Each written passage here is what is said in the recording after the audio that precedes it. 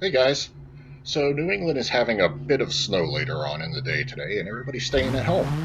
So in between my work duties, I decided to let my mind wander a little bit on some drone type things that I've been pondering. So getting into the photography side of what we do, I came across something called raw footage that many different digital cameras can do. It basically records a flat image, and the thing about recording that flat image is it has a lot of information that can be corrected in post-processing.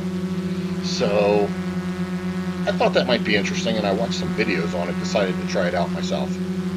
Just bought this GoPro 4 Black, found it refurbished. It was really cheap.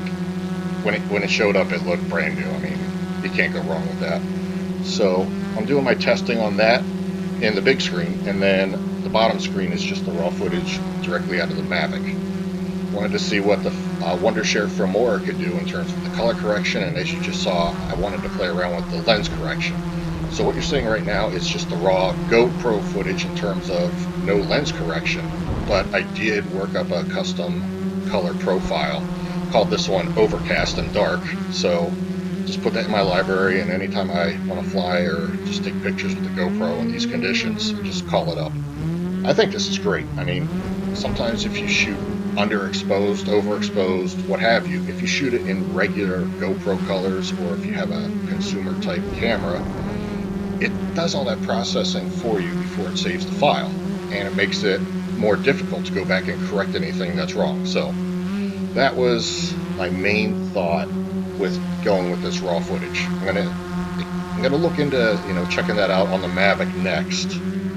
But for now, I was just excited to get this new GoPro. I didn't want the 7 because it overheats and it has that built-in housing, which I think might actually, degrade the optical qualities, but what do I know? So that was test number 1, and my GoPro 3 actually ran out of battery, so I'm going to run in and get my big boy camera.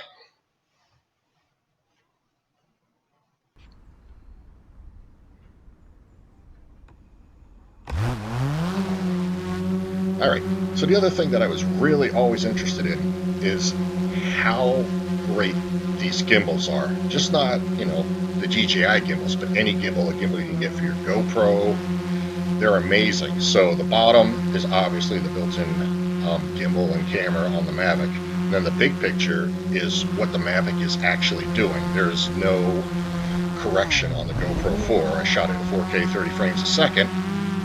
It's not bad, but in the side-by-sides you can kind of see how much the gimbal is really adding to the whole process. So this is the rig I came up with. Only took me 2 hours to print this morning. I found that design for free on Thingiverse. Found that like a year ago. I couldn't re-find it to post a link though. Sorry whoever made that. Yeah, so I just wanted to fly around and test out my new Wondershare Filmora 9. Wanted to test out the new GoPro. Wanted to test out the color correction. Wanted to test out just about everything that I have today. So I think I'm pretty good right now. There will be a gimbal for the GoPro in the future, and obviously there will be a Phantom 4 or 5 in the future, but we'll wait and see how that goes. Thanks for stopping by.